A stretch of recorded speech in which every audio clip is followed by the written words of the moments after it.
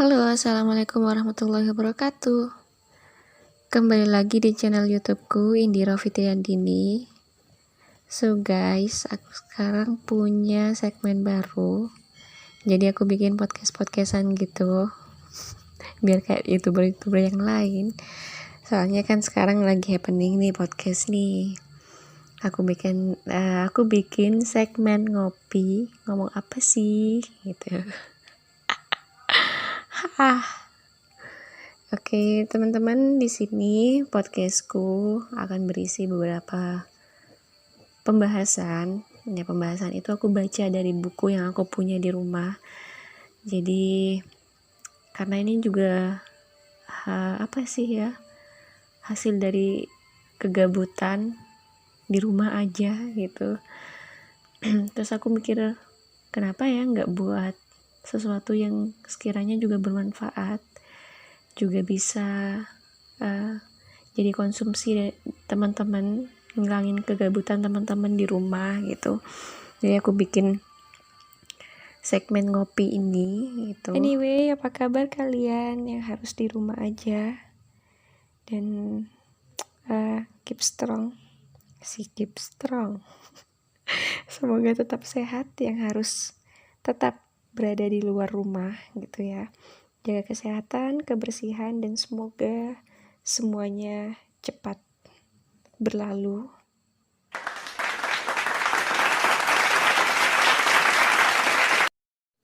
Oke, kali ini aku bakal bahas buku dari Habib Ali Al-Jufri. Judulnya Terapi Ruhani untuk Semua, Mengetuk Sanubari untuk Berlari Menjemput Kasih Ilahi. Ngebosenin banget ya judulnya buat anak milenial seperti sekarang, tapi setelah aku lihat-lihat lagi gitu ya, karena ini buku sudah lama banget aku beli. Setelah aku lihat-lihat lagi nih, kayaknya cocok banget buat anak milenial. Biar nggak tiktokan terus, ngegame terus ngebucin gitu ya. Jadi buku ini rekomen banget buat dibaca, dan aku ingin mempermudah kalian untuk belajar, terutama yang suka yang gaya belajarnya itu audio. Jadi cukup mendengarkan di channelku ini gitu ya, di segmen ngopi ini. Aku ngerasa pembahasan ini wajib kita bahas pertama kali gitu, karena ini menarik sekali tentang pangkal sifat-sifat tercela seperti ujub, sombong, riya, dengki, dan lain sebagainya. Oke, selamat mendengarkan teman-teman. Oke teman-teman, langsung aja aku bacain ya di sini pangkal sifat-sifat tercela. Sebenarnya banyak sekali sifat yang dibenci Allah jika hinggap di jiwa manusia. Allah tidak ingin manusia menyepelekan sifat-sifat tersebut. Hanya saja, dari sifat yang banyak itu ada beberapa yang menjadi pokoknya. Jika pokok itu dihindari, orang akan terbebas dari sifat-sifat lainnya. Pokok itu ada 4. Apa aja tuh?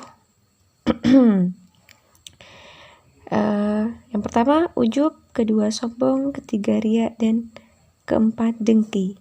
Dari 4 pokok inilah semua sifat tercela bermuara dan menyebar ke dalam diri manusia. Oh, dari situ ternyata. Jadi pangkal-pangkalnya tuh ada 4 teman-teman. Kenapa ada sifat-sifat tercela yang lain? Nah, itu berawal dari ujub, sombong, riya, dan dengki. Oke, kita akan bahas langsung. Yang pertama, ujub. Ujub atau membanggakan diri merupakan tangga bagi sifat-sifat tercela lainnya.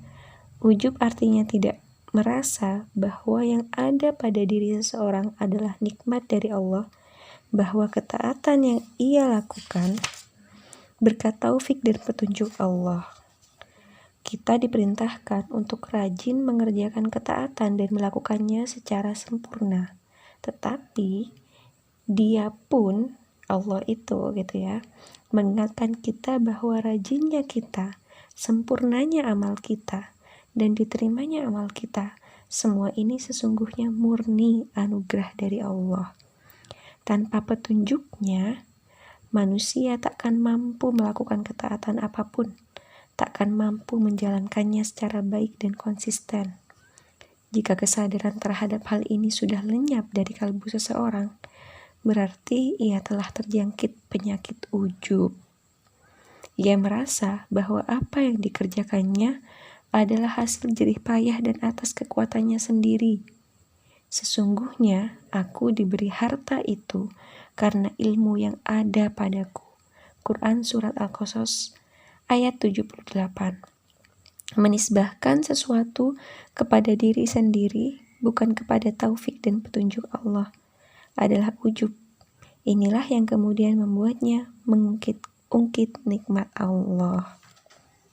Nah, apa nih yang dimaksud dengan mengungkit-ungkit nikmat Allah? Maksudnya, manusia itu seakan-akan mengatakan, "Ya Allah, aku telah bersusah payah, bangun malam, berpuasa di siang hari, menghafal Al-Quran, belajar, mengajar, dan berjuang.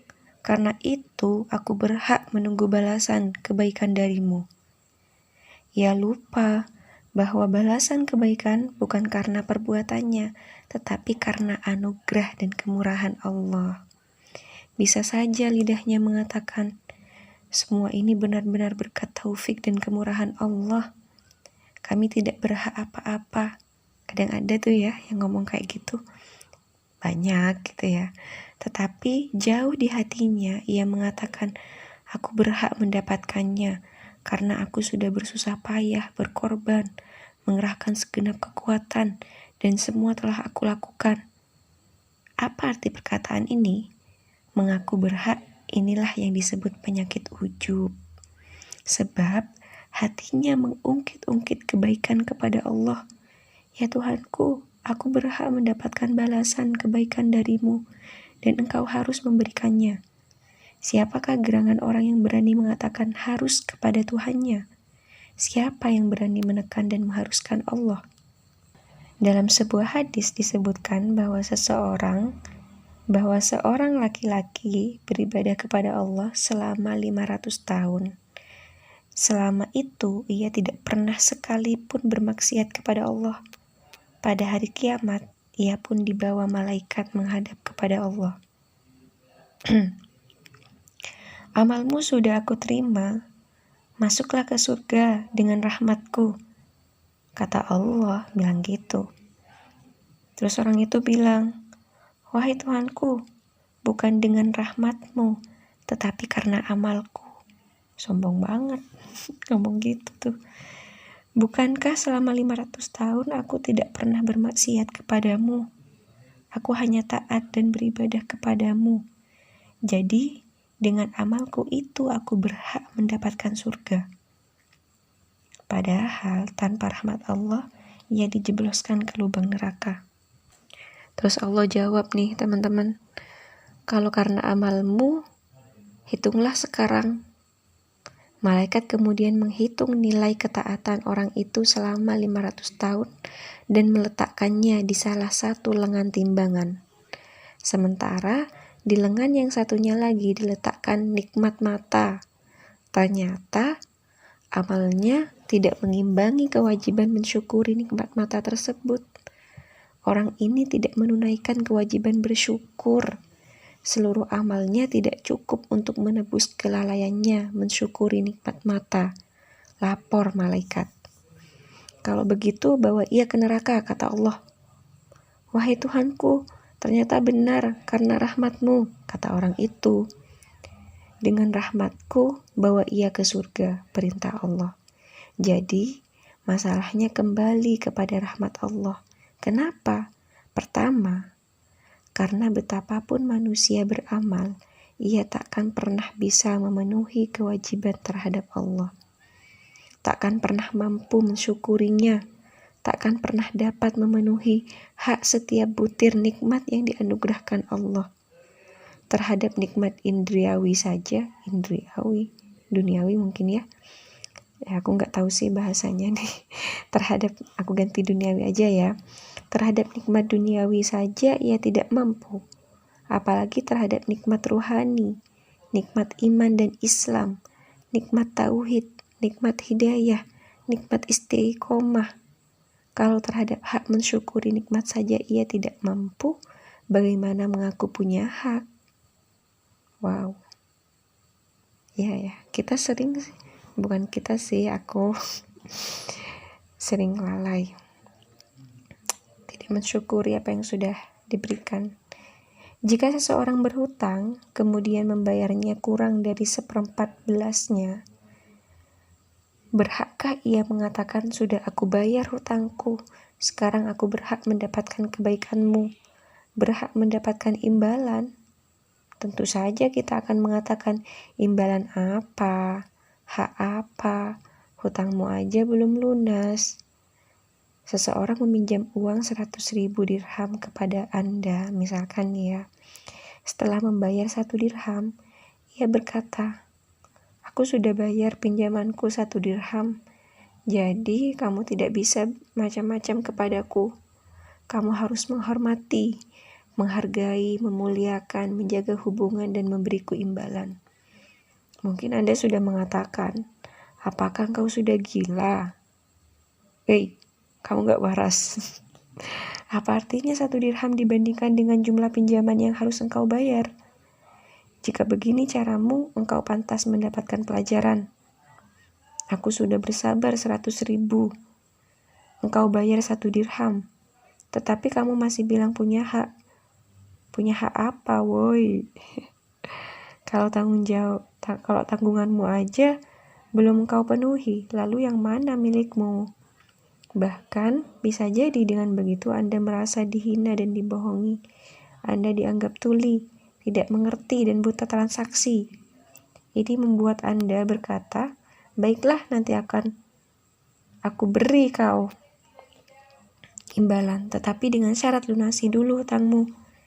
Kiasan ini masih berkaitan dengan sesama manusia. Bagaimana jika berkaitan dengan anugerah Allah? Tentunya amal dan ketaatan kita tidak ada artinya sama sekali, teman-teman. Tidak ada celah perbandingannya. Jarak antara keduanya sangat jauh. Oke, sekarang setelah memahami pokok persoalannya, mari kita naik ke pokok persoalan kedua untuk menangkal serangan ujub. Bahkan kita sebenarnya tidak memiliki kekuatan apapun untuk melakukan suatu amal. Sholat kita, puasa kita, ibadah kita, zakat kita, kebaikan kita, kesabaran kita, akhlak kita, kezuhudan kita, pengharapan kita, kecemasan kita, keyakinan kita, dan segala macam perilaku lain yang kita anggap sebagai investasi. Sehingga dengan begitu kita berhak memetik hasilnya. Semua itu datangnya dari mana? Bisakah di antara kita beribadah kepada Allah tanpa taufik dan hidayahnya? Hanya dengan taufiknya yang taat menjadi taat, ia sendiri tidak memiliki kekuatan sama sekali. Ibadahku, sholatku, puasaku, bangun malamku, sedekahku, baktiku, semua adalah amal yang Allah tunjukkan kepadaku. Ini nikmat lainnya yang harus kusyukuri, bukan malah kuungkit sebagai hasil dari kekuatanku. Jikalau Anda mengatakan aku berhak karena aku yang mengerjakan amal, lalu siapa yang menolong Anda beramal? Siapa yang menunjukkan Anda untuk beramal? Bukankah Allah? Ini nikmat lain dari Allah. Nikmat lain yang perlu kita syukuri lagi. Syukur juga nikmat lain yang juga memerlukan syukur lain. Wah, dalam ini. Syukur juga nikmat lain yang juga memerlukan syukur lain. Jadi bersyukur itu harus disyukuri lagi, gitu. Jika orang bersyukur dengan mengucap segala puji bagi Allah atas nikmat ini, bahasa Arabnya itu alhamdulillah gitu ya. Kemudian sebagai wujud syukur atas nikmat tersebut ia bersedekah. Apakah benar ia yang melakukan? Hakikatnya bukan. Kalau hakikatnya gitu, bicara hakikatnya itu bukan orang itu yang melakukan. Dari mana datangnya syukur ini? dari taufik dan hidayah Allah. Jadi syukur itu pemberian Allah yang harus disyukuri. Dengan kata lain, syukur itu sendiri memerlukan syukur tersendiri. Dan ini artinya kita tidak memiliki apa-apa di hadapan Allah. Bagaimana syukur kita hitung sebagai amal soleh? Karena Allah sendiri yang menerimanya sebagai amal soleh. Karena masalahnya adalah semua murni nikmat dan anugerah Allah. Dia menciptakan kita dari ketiadaan. Dia melimpahi kita aneka ragam nikmat dan anugerah. Dia tunjuki kita untuk bersyukur. Kemudian dia menjadikan dan merelakan dengan syukur itu sebagai harga bagi segenap pemberiannya dan bukti pembayaran bagi segenap makhluknya. Dia rela menerima pujian sebagai wujud syukur makhluknya. Sebagaimana ucapan Imam Ali Zainal Abidin bin Al-Husain, segala puji bagi Allah yang telah rela menerima pujian sebagai wujud syukur makhluknya. Jadi sekali lagi tidak satu pun yang bukan anugerah dari Allah. Bahkan syukur pun murni pemberian Allah. Iya sih, kadang kita kan ada tuh orang yang gak mampu bersyukur. Berarti dia tidak mendapatkan anugerah dari Allah untuk bersyukur. Gitu mungkin ya. Maybe. Oke, aku lanjutin. Diriwayatkan bahwa Nabi Daud, semoga Allah melimpahkan rahmat dan keselamatan atas beliau, juga atas Nabi kita Muhammad, memeriksa satu persatu keluarganya. Ternyata dalam semalam ia jumpai 100 orang dari keluarganya menghidupkan malam dengan ibadah. Lalu ia berujar kepada Allah, Tuhanku, 100 dari keluarga Daud menghidupkan malam untukmu. Wahai Daud, siapakah yang membangunkan mereka dan menidurkan yang lain? Engkau, wahai Tuhanku. Wahai Daud, siapakah yang menunjukkan mereka dan membiarkan yang lain? Engkau, wahai Tuhanku. Wahai Daud, siapakah yang memanggil mereka dan mengabaikan yang lain? Engkau, wahai Tuhanku. Apakah kamu hendak mengungkit nikmat yang kuberikan kepadamu? Daud tersungkur, bersujud kepada Allah dan bertobat. Hal inilah yang mesti diresapi oleh seorang mukmin dalam ketaatannya kepada Allah. Jika ia sudah tahu bahwa seluruh ketaatan dan amal kebajikan yang ia lakukan murni anugerah dari Allah lewat taufiknya, sungguh tak ada alasan untuk memandang dirinya utama dan mengungkit-ungkit kepada Allah maupun kepada sesama makhluk bahwa dia telah berbuat begini dan begitu. Apa pengertian taufik? Taufik itu nama Taufik itu menurut para ulama, taufik adalah kekuatan yang Allah ciptakan pada seorang hamba untuk mengerjakan ketaatan. Dengan begitu, ujub dalam arti mengungkit-ungkit kepada Allah dan menisbahkan amal kebajikan kepada dirinya merupakan penyakit kronis karena di dalamnya terselip penentangan terhadap hak Allah. Allah menciptakanku, memberiku anugerah dan petunjuk. Bagaimana mungkin aku mengatakan, wahai Tuhanku, akulah yang melakukan untukmu? Memang apa yang sudah aku lakukan? Anda secara keseluruhan adalah wujud nyata perbuatan Allah, penampakan perbuatannya. Dari sudut pandang ini, kita mengerti alasan pada hari kiamat nanti Allah dapat berbuat apa saja yang Dia kehendaki. Menurut ulama, andai kata Allah menyiksa para nabi, mudah-mudahan tidak, Dia tetap tidak zalim. Allah ini tetap gak zalim meskipun menyiksa para nabi. Kenapa? Karena ia tidak punya apa-apa. Dari awal hingga akhir semuanya berkat taufik dan kemurahan Allah. Karena itu ulama mengatakan seandainya saja Allah melemparkan para nabi ke neraka, Dia tidaklah zalim. Allah dapat melakukan apa saja yang Dia kehendaki. Dia Maha Agung. Kapankah saya bisa sesumbar bahwa saya bisa berlaku adil atau berlaku zalim? Betapa bodohnya orang yang mempertanyakan apakah manusia dikendalikan atau diberi pilihan. Kalau begitu, manusia ada yang dizolimi Allah, ada yang tidak. Ini pertanyaan konyol, sebab bagaimana manusia bisa dikatakan dizolimi Allah? Apa pengertian dizolimi? Dizolimi artinya haknya dirampas. Apa hak manusia? Apa yang dimiliki manusia? Jangankan terhadap kerajaan langit dan bumi, terhadap dirinya sendiri pun ia tidak memiliki hak apa-apa. Oke teman-teman, segitu aja pembahasan tentang ujub. Nah, pembahasan ini akan masih berkelanjutan, tentunya yang berhubungan dengan pangkal-pangkal sifat tercela gitu. Sorry banget kalau cara ngomongku masih kaku, karena ini baru pertama kali aku speak up ngomong kayak gini gitu ya, serius-serius kayak gini gitu ya. Semoga aja bermanfaat. Kalau kalian suka, kalian boleh share ke teman-teman kalian ya, lumayan lah gitu buat